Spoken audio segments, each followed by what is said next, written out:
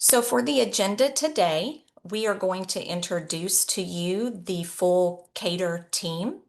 We will share our goals and planned activities, give you a preview of our website, and have a conversation with Jonathan Martinez from the Disability Employment Policy, RRTC. We'll also cover how you can request technical assistance and wrap up with an open question and answer session. So with that, let's get started. And I'm going to turn it over to Amanda, my colleague, who will introduce our team.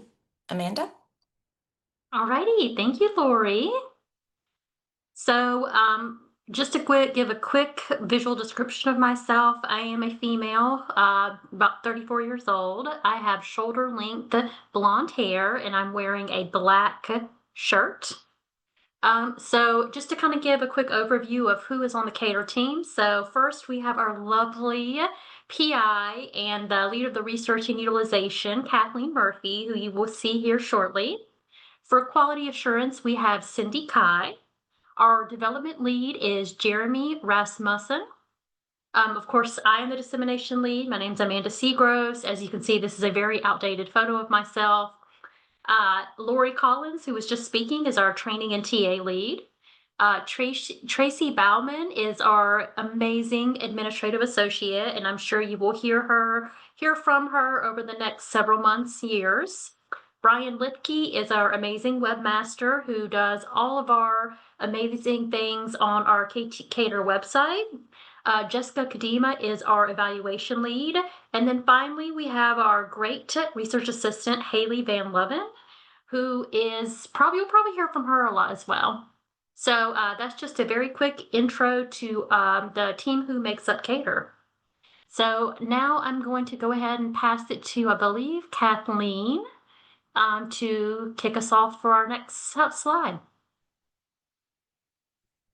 Thank you, Amanda. My name is Kathleen Murphy, and I'm the PI and research lead for this Center on Knowledge Translation for Employment Research. I'm, I like to say middle-aged, right? Toward the end of middle-aged, white woman with shoulder-length blonde hair, and I'm wearing blue plastic reading glasses and a little houndstooth collared jacket today. So I'm excited to see a few familiar names in the participant list and some new names. So nice to meet you. As you can see, we really are quite a team here at the KTER Center. So I wanted to make sure you would get a sense of all the different types of support and expertise that we bring to you. So the goals of this center, we want to increase understanding of effective knowledge translation, quality, and relevance of NIDILRR-funded employment research, obviously meaning your research. Increase awareness and use of all these important findings that you're producing. And in addition to helping you do that with products that we can co-develop with you, providing training and TA so that you and your teams can do that on your own. So I think any of you who know the knowledge translation centers that NIDILRR funds and knowledge translation generally, it's just like a keystone of knowledge translation that if you want audiences to use and engage with your findings or your project, that of course you need really tight, good collaborators. So we are no different. We put together a national advisory board. We do have a subcontract with the Council of State Administrators of Vocational Rehabilitation, and we're setting one up with the ARC and TASH. So part of their scope is to be on this advisory board, but then we wanted to round it out with representation from other types of disability groups.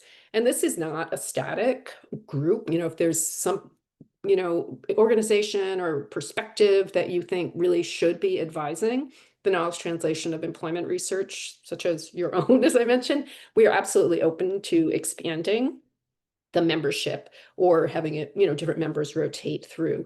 This is a 3-year project, not 5. I believe all of the drips this year, even though they were competed for 5 years, we had to rescope to 3. So we are going to be moving quickly into setting up these different advisory organizations, and I'll get to our activities in a minute. So one thing, I looked at the existing portfolio of employment grantees and what you all are doing. I also direct NIDILRR Center on Knowledge Translation for Disability and Rehabilitation Research. And all of you who have been PIs are periodically asked by KTER to do a grantee survey, and that asks what kinds of audiences are you working with. And it was interesting that not that many employment grantees engage business. And I thought, given the zeitgeist of the country and the whole fact, right, that employers are important if you're going to be trying to get people with disabilities to have jobs. So I thought it would help the NIDILRR's portfolio if we beefed up a little bit the awareness and collaboration that grantees in the portfolio have with business. So to do that, we thought we maybe need an extra business advisory council. So right now, these are the members. And what we want to do is work especially with CSAVR's National Employment Team. That's what the net is, because the net is every vocational rehabilitation agency has one business consultant that belongs to this net that CSAVR administers. Kathy West Evans in particular is the director of business relations, and they themselves, we hope, can connect us to businesses because that's what they're doing. They're working with businesses in their state or even at the national level. And lastly, another collaboration structure is meetings like this with you all. So we're looking forward to really having a peer-to-peer kind of group or COP where bring you all together twice a year. It's only twice a year because we want you to be involved in other activities. And I recognize that you're busy and we can't be asking you to come to, things all the time. But the idea is that we'll sequence, if we have something going on with the Business Advisory Council that we're inviting grantees to, that would be in a different quarter than when we would hold a COP meeting or a webinar. So one thing we're trying to do for you is figure out, originally we had 100 of these interviews. We had to rescope down to 3 years, so we're only doing 50. But talking to people, people with disabilities, family members or direct support professionals, as I mentioned, business and industry representatives, other employment service providers, to really ask them, what kind of disability employment related information do you need? And we're using a list of what you do, right? So we worked with the National Rehabilitation Information Center to come up with questions that relate to what is funded, so that we're not raising expectation because that we would be doing KT on things that NIDILRR doesn't fund. And also figuring out how do people like to receive information. And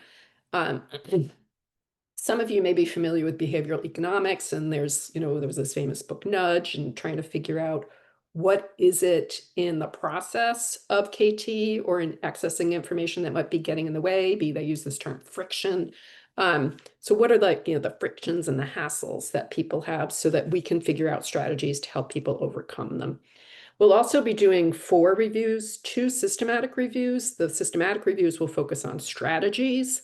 The first one we're doing is trying to find models in literature that document what universities and researchers have done to reach business and industry. And then we'll do another one. We'll work with you to consult what would be useful to you. What kind of strategy do you want us to research?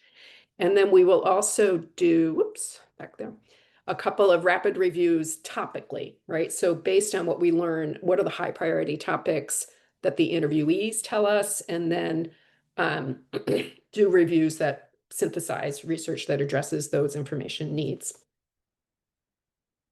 So that's the scope of research.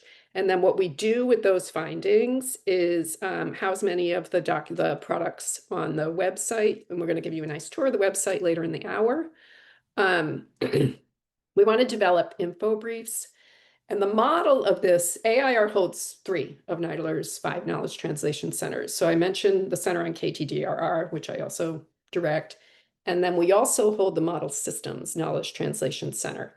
And if you go to that website, and Jeremy and Amanda both work on that, so there's some cross-pollination of ideas and approaches, and actually Brian, our webmaster, does too.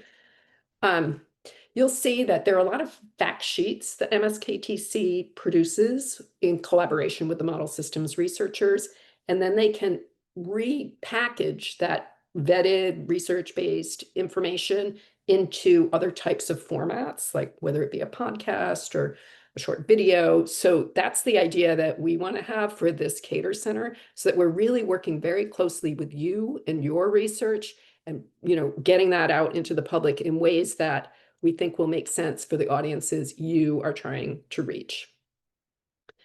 Amanda is our dissemination lead. She puts together a plan for us annually. We're welcome, you're welcome to look at that plan if you think that it would be helpful for your projects. We're going to do 2 newsletters. One, we've revived KTER Today, because AIR did hold this center between 2010 and 2020. So we thought, people might remember that there was a KTER Center newsletter. So we'll go ahead and do that. And then we want to have probably a not as widely distributed, but a more focused business-oriented newsletter to really keep up like what's going on with that Business Advisory Council for you and interested members. And the business engagement toolkit we'll take all these info briefs and products and organize them into what are good ways for different audience segments to be reached. And Amanda handles our social media outreach. We're happy to post anything that would be helpful to you and your work, and think through how we can reach in targeted ways to specific partners that would be interested in your findings. And then, of course, we want to actually meet you face to face when we can and show up at conferences where you might be attending. So as far as the training and TA material development, that's kind of an undergirding activity. All of that also will feed into the toolkit I just talked about. We'll do quarterly webcasts for you. Sometimes maybe some of you might present, or we'll bring in an external presenter. We have 1 annual workshop, which we'll probably do online to accommodate people's travel schedules. And then we're going to do 1 online module next year. And the topic of that will develop in collaboration with you, whatever you think would be best. So as far as TA, we're really hoping that you will be interested in working with us to develop a knowledge translation plan or to refine your existing knowledge translation plan. I'm happy to meet with you one-on-one and do annual updates. And then we can use that information to maybe have small group discussion, like bring together everybody that is working on, a particular disability group or a particular partner, so that we can really try to help you coordinate your knowledge translation activities. The other thing I mentioned, 2 things. I was involved in this center. I was the research director and then the PI between 2010 and 2020. And as you know, I said I also direct the center in KTDRR. And it has been a bit of a challenge compared to the other KT centers for this KTER Center to delineate itself from what KTDRR does.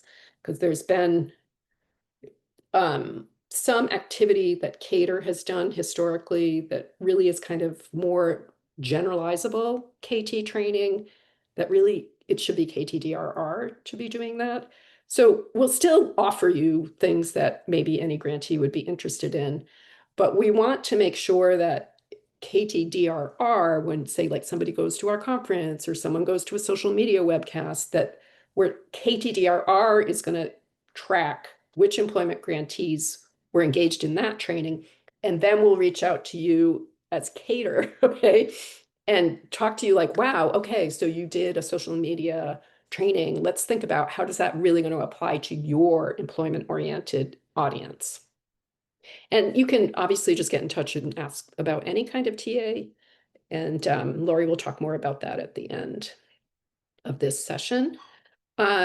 like any grantee, we want to document our process and outcome. So some of this is kind of inside baseball, maybe not of huge interest to you, but I did just want to point out, when we do ask you to, or it's just Kadima, she couldn't make it today, is our evaluation lead, to do a survey, or if we're following up with an interview after you've talked, engaged in some kind of training, it does help not only possibly you, but also other grantees, because we listen very carefully to what you have to say, and it influences our training and TA and our programming moving forward. Not necessarily only for KTER, but because we might talk to Cindy Kai, the director of MSKTC, and say, hey, did you know this is something grantees want? We also recognize that some of you hold awards in more than one portfolio. So I know it's sometimes hard to do the survey or engage in the interview. It's not something everybody necessarily considers to be super fun, but it's really helpful, and we really appreciate it to the degree that you're able to engage in these activities as requested. Okay, so we were going to show the website, right? I'm going to take the slides down.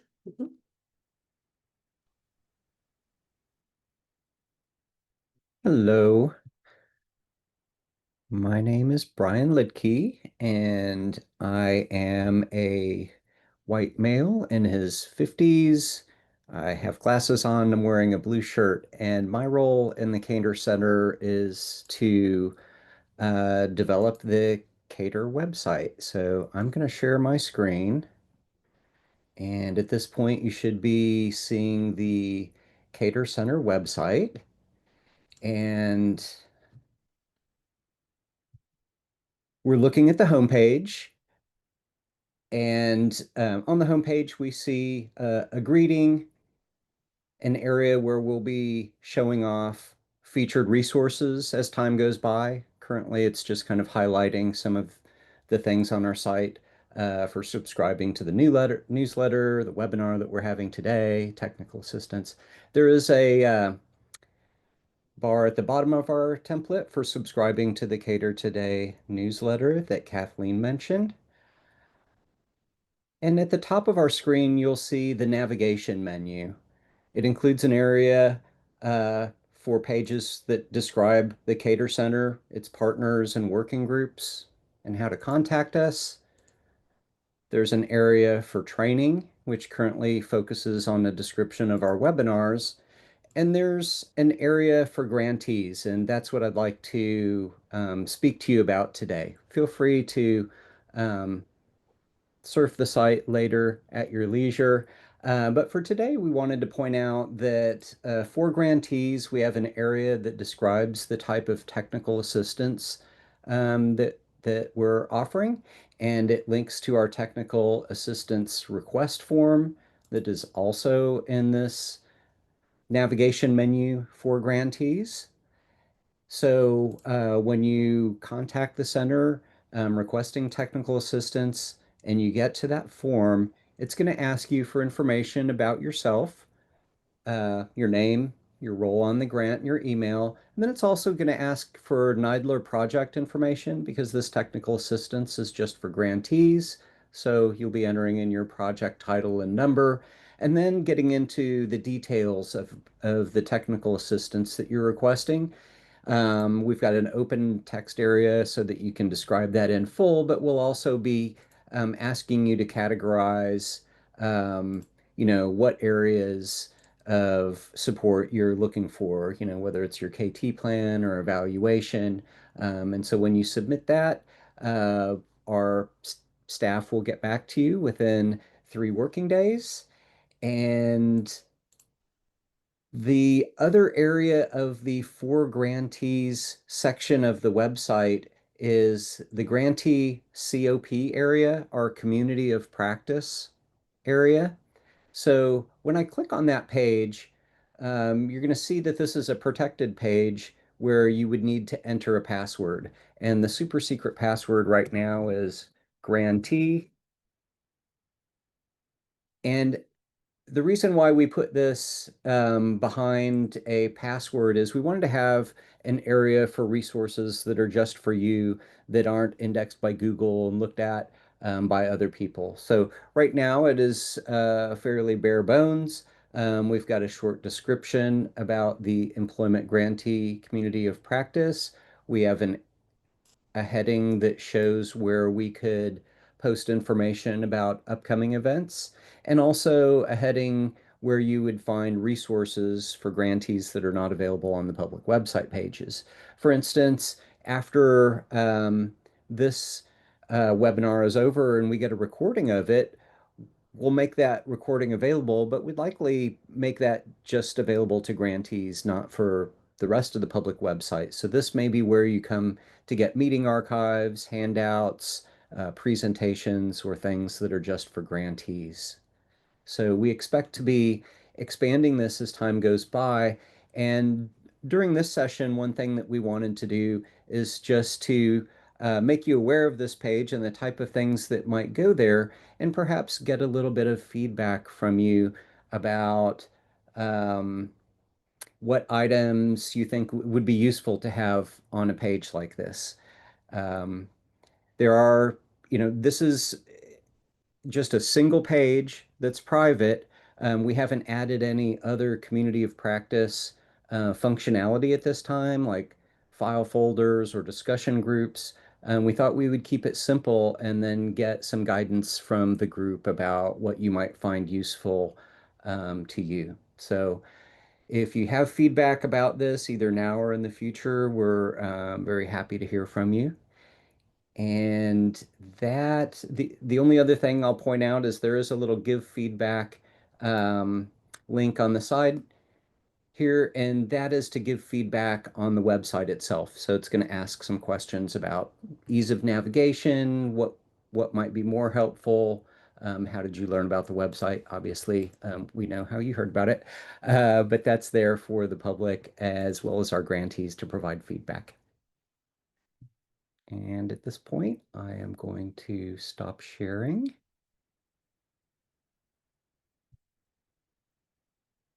And I'm going to hand off to the next presenter.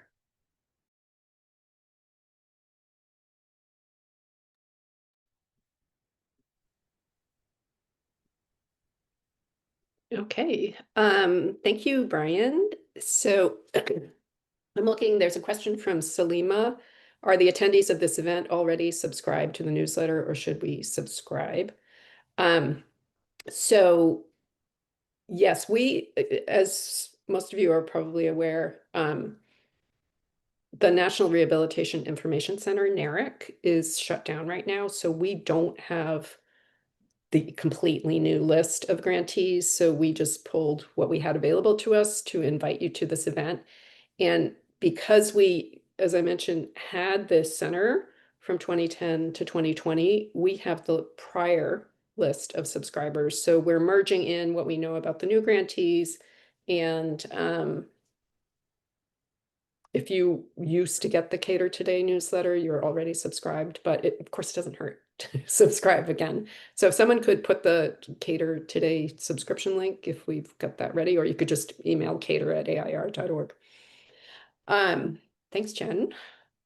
So we are also have the great good fortune to have Jonathan Martinez with us today. Jonathan, you want to say hi and introduce yourself? Hi there.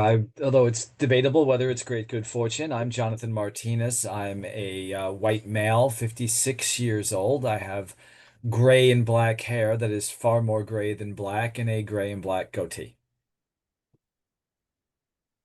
Great. So Jonathan is here in his role as the KT lead for the Rehabilitation Research and Training Center on Disability Employment Policy, which is a new award. And they had reached out to us. So we already, started talking with the team, and I thought it might be useful because sometimes it's kind of abstract, like what would TA mean for a grantee? And just to talk through some of what we've already been started discussing with the RTC and how KTER might support them, because whatever we're doing for them, we can do for you. So we put together a few questions and let's go to them.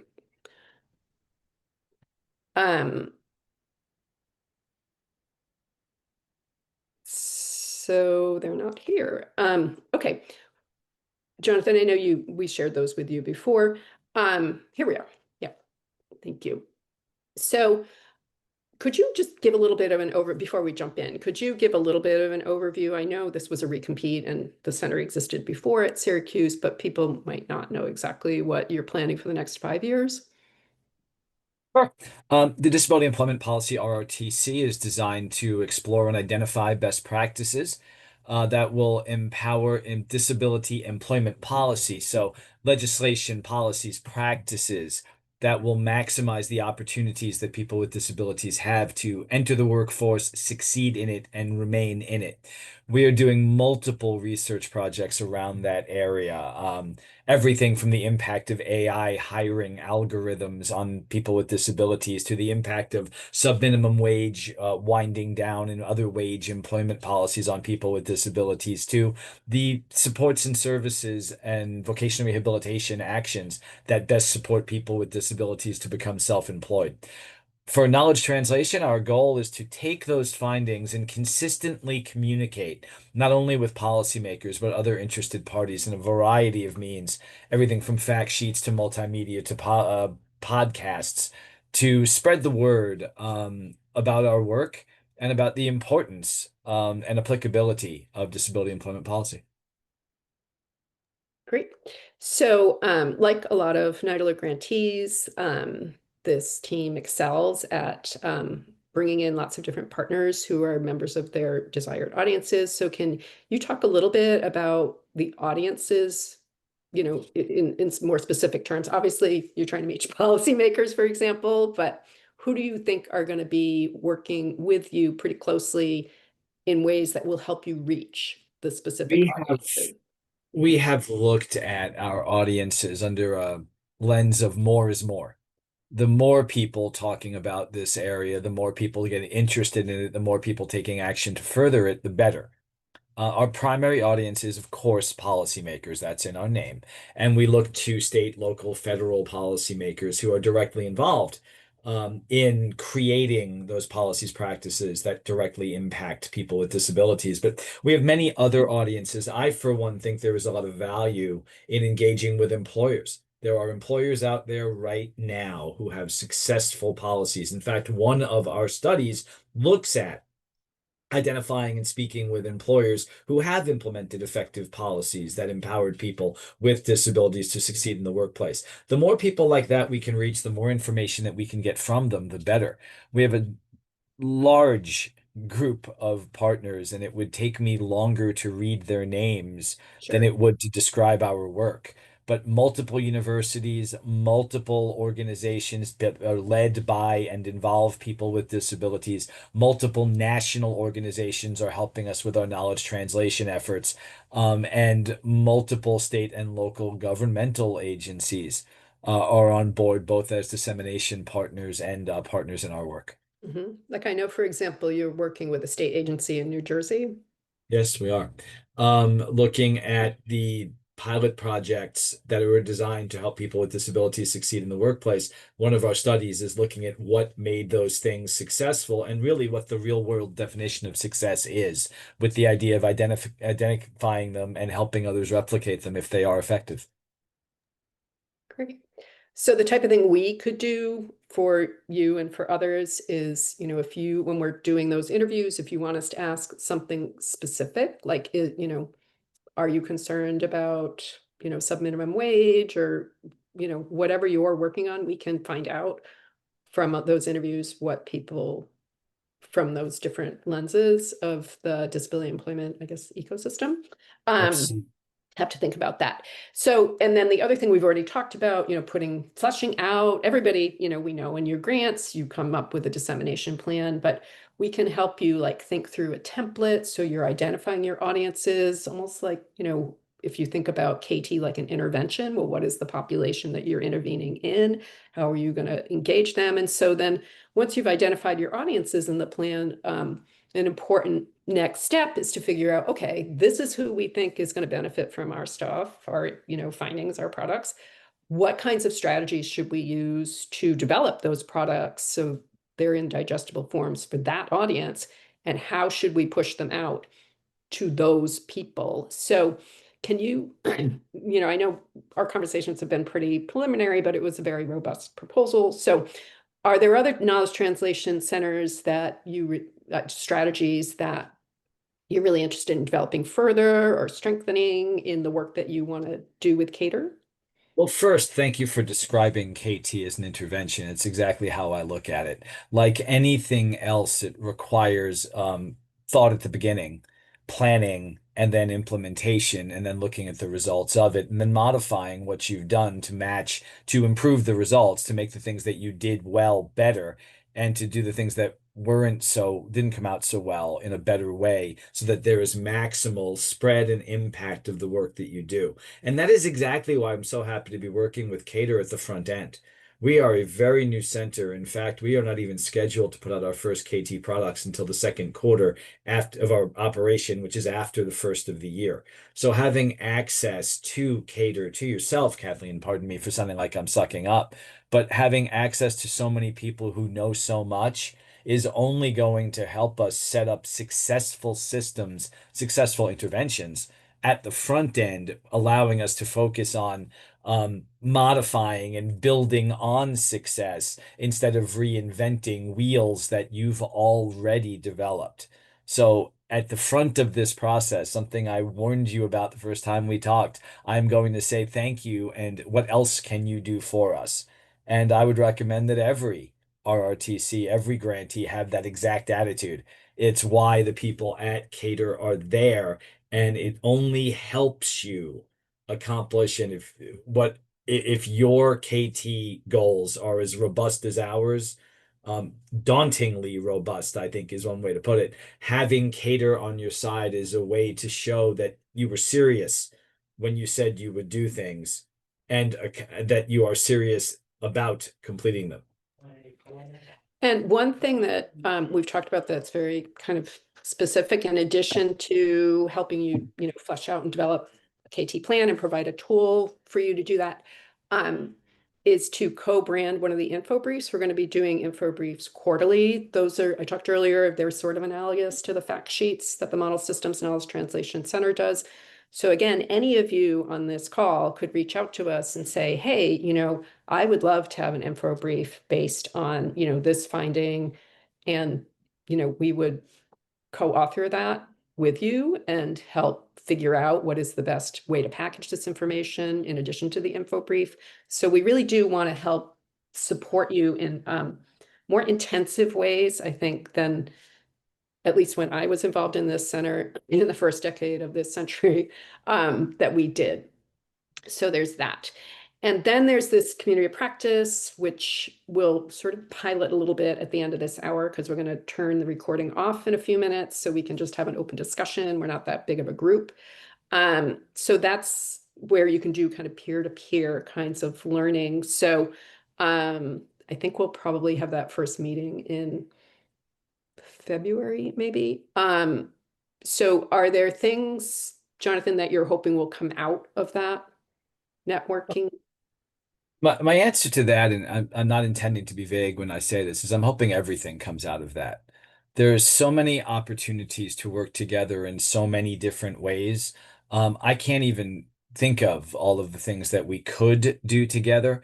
I love the idea of co-branding fact sheets. I also love the idea of co-branding a podcast, perhaps, where we speak with people who are directly involved in shaping and implementing disability employment policy, and also finding new ways to translate knowledge. We are in a new time when information moves much more quickly.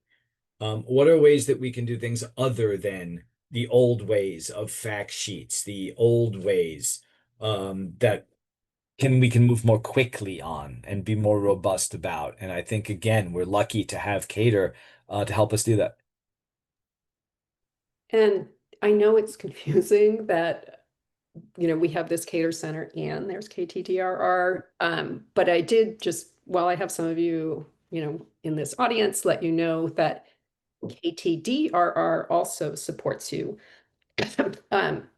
So for example, if you wanted to work with KTDRR to do a KT casebook entry, writing up your knowledge translation activity, or meet with some of the KTDRR staff who have access to a social media listening tool, BrandWatch, which is a little more complicated than I can get into. But if you're curious about that, again, just email KTER@air.org, and I can explain more to you about how KTDRR and KTER are really trying to be complementary supports to you, so you have access to both. Okay, so I think, and Jonathan, is there anything else that you wanted to add? Only thank you, and I'm sorry for the amount of your time I'll be taking up, but thanks for the great work we'll do together.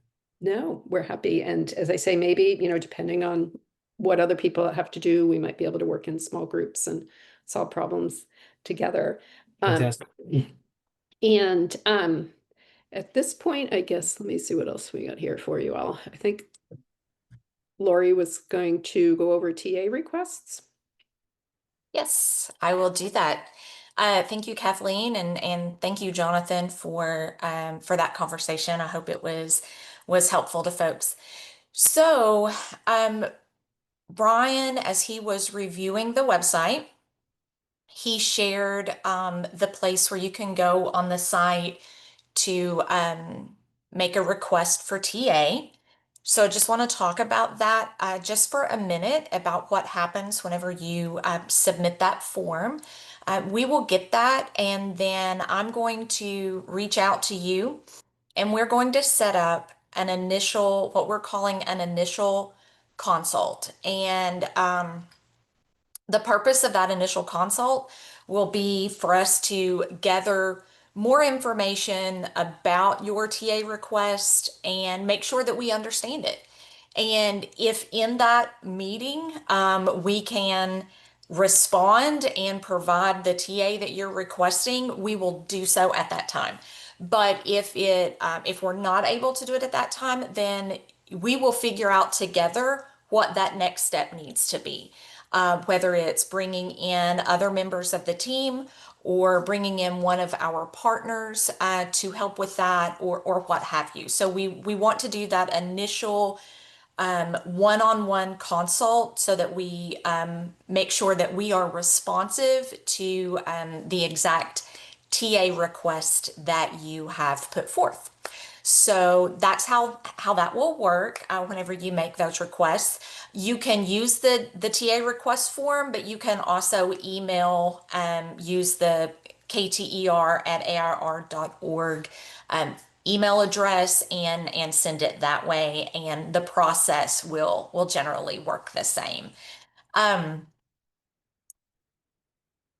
And that's pretty much it. I do want to say, as Jonathan mentioned, we've had an initial discussion with them around ways that we can support them, and we would love to have those conversations with each of you all that aren't necessarily around a specific TA need that you have. Maybe it's just about talking a little bit more about your plans and your goals and what you're wanting to do. And so if you are, I'll be reaching out to everybody to offer that, but if you know that you want to go ahead and have one of those sessions with us, go ahead and you can put a note in the chat here, or you can send an email afterward, and we'll reach out to you. And I think we are going to go back to Kathleen, and we are going to wrap up now. Okay, so as Lori and Brian mentioned, since we're recording this and we know not everybody could make it, we will post this recording and these slides. The idea being like, this is kind of our calling card, letting people know that we're here, what's available. We're going to be sending out the newsletters soon. Amanda Seagroves put the LinkedIn account there that we're setting up. So those are next steps, like you'll be hearing from us. As I mentioned, we don't yet have the list of all the new awards. So if you happen to know of a new award, or if you yourselves won something in the employment portfolio, please do let us know, so we can add them to the list. And we're not like super hard, like it doesn't, if you are a grantee who was in the employment portfolio and your award wasn't renewed, but you have employment related NIDILRR funded work, that's fine. We can still work with you. So those are the formal next steps for the center in this event. I think we are going to stop recording now, that we're not a very large group. And I'd like it if you want, you can just now ask whatever you want, come off camera, you have that capacity in the way that we set up this event.